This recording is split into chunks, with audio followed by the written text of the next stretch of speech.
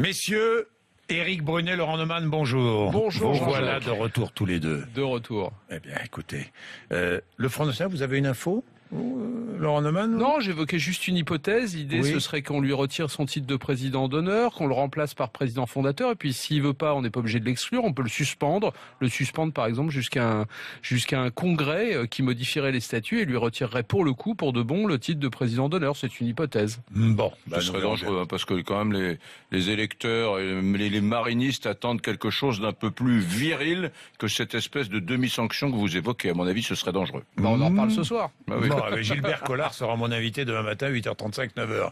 J'attends de voir ce qui sera décidé. Bon, 3000, qu'est-ce que je dis 3000? Plus de 5000 migrants secourus ce week-end en Méditerranée, près des côtes libyennes. Est-ce que c'est le signe de l'efficacité des mesures prises à Bruxelles? Éric Brunet. Ça veut pas dire quelque chose sur le plan géopolitique, sur le plan humanitaire. Ça signifie quelque chose de fort, bon, mais enfin, on n'en a rien résolu. On n'a rien résolu parce que on en a déjà parlé, Jean-Jacques.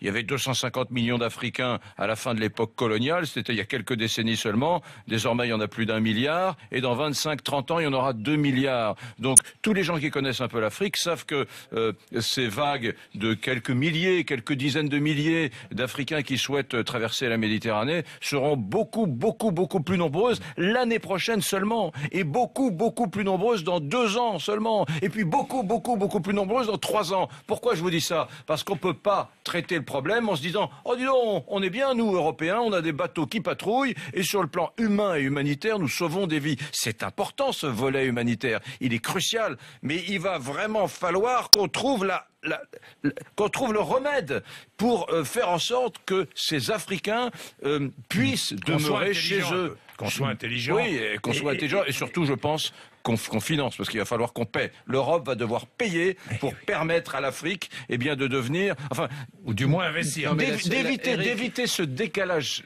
terrible social entre ces deux continents qui sont seulement distants de 14 km Éric, détroit de Gibraltar. On le sait très bien, la solution, il y en a qu'une, il n'y en a pas 36. La seule solution, c'est la coopération et le développement. C'est ce qui s'est passé il y a 10 ans quasiment, jour pour jour, entre l'Espagne et le Sénégal. Il y avait aussi des Sénégalais qui prenaient la mer, qui mouraient en mer pour rejoindre les côtes espagnoles. L'État espagnol et l'État sénégalais ont passé un accord. Depuis, ça s'est arrêté. Pourquoi? Parce que 2 États ont pu parler. Pourquoi c'est pas possible aujourd'hui? Parce qu'il n'y a pas d'État libyen. Ils partent de Libye. Ils sont d'ailleurs pas tous syriens, comme on le dit, irakiens ou libyens. Ils viennent de toute l'Afrique. Mais ils partent de Libye. Pourquoi on ne peut pas discuter avec l'État libyen? Parce qu'il n'y a pas d'État libyen. Toute la région est déstabilisée. Maintenant, vous posiez la question de l'Europe. Alors, je vais vous le dire clairement. Il y a une hypocrisie de l'Europe qui est absolument insupportable. Attendez, c'est pas l'Europe qui est hypocrite, ce sont les États de l'Union européenne qui sont hypocrites. Je vais vous dire, tout le monde s'est quasiment mis d'accord pour laisser l'Italie face à ce désastre, face à ce drame. Je vais vous donner un chiffre. En 2013,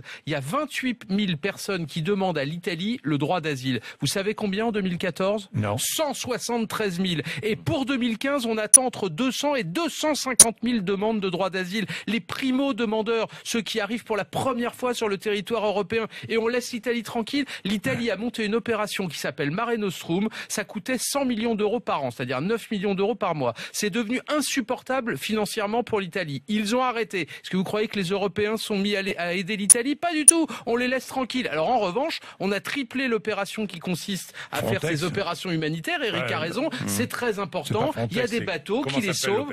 L'opération Triton. Voilà. Mais alors, ce qui est absolument, qu'il faut dire, c'est que ces demandeurs de droit d'asile, lorsqu'ils sont déboutés, restent pour la plupart du temps dans les pays européens dans lesquels ils sont. Il y a une espèce de tolérance européenne. Une fois qu'ils arrivent en Italie, on les laisse souvent partir et vaquer dans le territoire européen, et ça pose des vrais problèmes. Et je peux vous dire qu'il y a un rapport qui a été fait par la CIA il y a quelques semaines seulement, et qui établit de façon prémonitoire, peut-être prophétique, que le risque de 3e déflagration mondiale, de 3e guerre mondiale, pourrait être le risque principal, ce déséquilibre dans les flux migratoires africains. C'est un rapport de la CIA chefie de la CIA, quand même. CIA qui est un rapport public. Non, mais ce que je veux dire par là, c'est que c'est un facteur de déséquilibre politique incroyable. Attendez qu'il y ait 10 fois plus de migrants africains qui arrivent en Europe, vous verrez les partis populistes européens, vous verrez. Alors, puisqu'on traque à ce micro les hypocrisies, moi je peux vous en signifier quelques-uns. Ceux qui vous expliquent qu'il faut mettre des bateaux à la frontière libyenne pour les empêcher, mais c'est des milliers de bateaux qu'il faudrait mettre. Donc c'est de la démagogie. Ceux qui expliquent qu'il faut les renvoyer chez eux, c'est la pire des démagogies.